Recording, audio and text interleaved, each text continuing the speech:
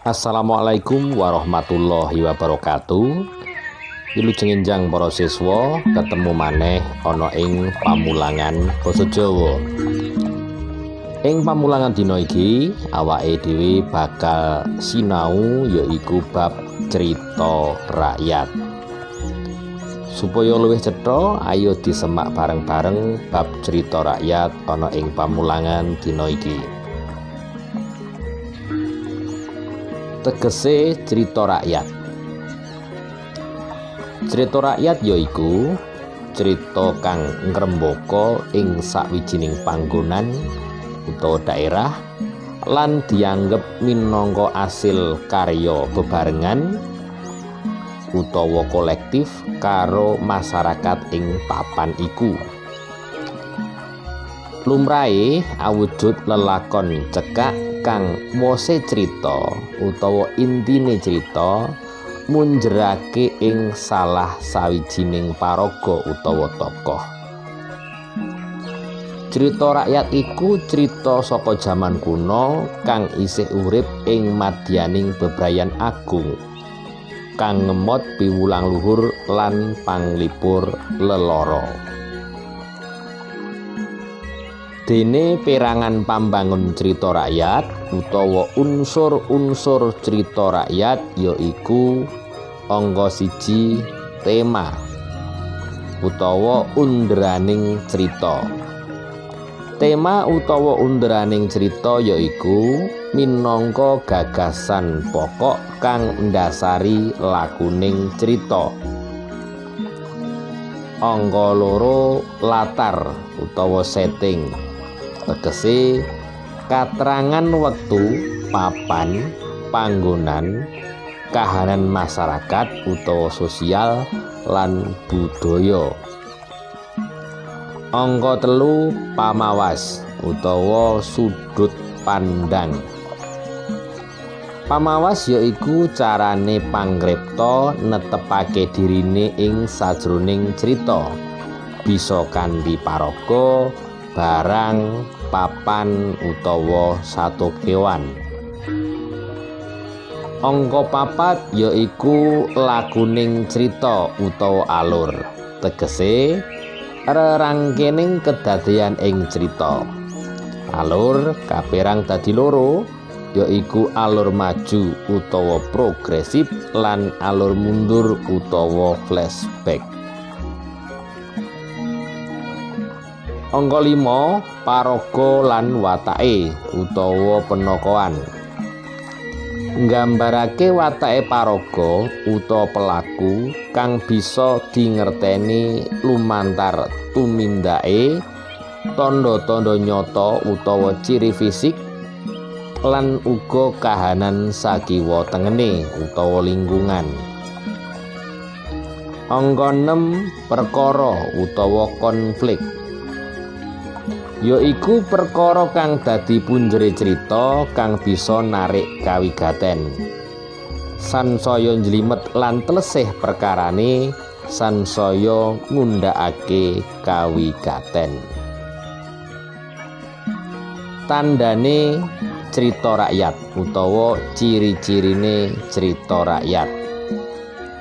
Angka 1 ora kawaruan sapa sing nganggit utawa anonim, dadi ora dimangerteni sapa sing nganggit. Angka 2 dadi duweke masyarakat bebarengan utawa kolektif. Angka 3 diceritakake kanthi lesan. Angka 4 sing critakake turun temurun. Wujude cerita rakyat. Miturut William R. Bascom, cerita rakyat kapandha dadi 3 yaiku mitos, legenda lan dongeng. Tegese mitos. Mitos yaiku cerita kang dianggep bener-bener kedadean. Kedadean ing alam daratan, segara utawa langit. Paragane manungsa sekti, dewa, kewan kang duweni kasekten lan ora tinemu nalar. Tuladhane cerita Kanjeng Ratu Kidul, cerita Nyai Lanjar, cerita Alas Krendawahana lan sapiturute. Legenda tegese yaiku cerita kang kedadean ing bumi lan kaanggep bener-bener kedadean. Biasane cerita bab dumadine panggonan utawa petilasan, uwit, watu, gunung, kali lan sapiturute. Tuladhane cerita Baru Glinding, cerita kedadeane Kutha Boyolali, cerita asal usule Menara Kudus lan sapiturute. Dongeng cerita ngayawara kang durung bisa dipercaya nanging biasane bisa kanggo pitutur. Bisa nyritakake bab sato kewan utawa fabel, tanduran lan gegaman. Tuladhane Kancil Nyolong Timun, Keong Mas, Lutung Kasarung, Semut lan Kupu lan sapiturute. Sinopsis utawa ringkesan crita.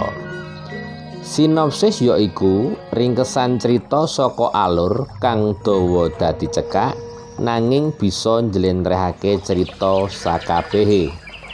Nulis sinopsis kudu nggadekake bab-bab yaiku angka 1 gagasan pokok utawa tema, papan, wektu, kahanan dumadine prastawa utawa latar, lakuning cerita utawa alur, paraga lan watake utawa penokoan,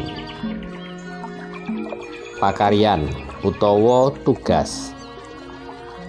Sawise sinau bab-bab ing cerita rakyat mau, para siswa kudu bisa nindakake pakaryan utawa tugas yaiku coba gaweya ringkesan cerita utawa sinopsis. Cerita rakyat bisa awujud mitos, legenda, dongeng kang ana ing sakiwa tengenmu utawa ing daerahmu. Gunakake basamu dhewe kang runtut. Pakaryan ditulis ing buku catetan banjur difoto kakirimake lumantar Teams. Mangkono pamulangan ing dina iki muga-muga para siswa bisa ngrampungake pakaryan kanthi bener lan jumbuh karo wektu kang katemtokake. Matur nuwun. Wassalamualaikum warahmatullahi wabarakatuh.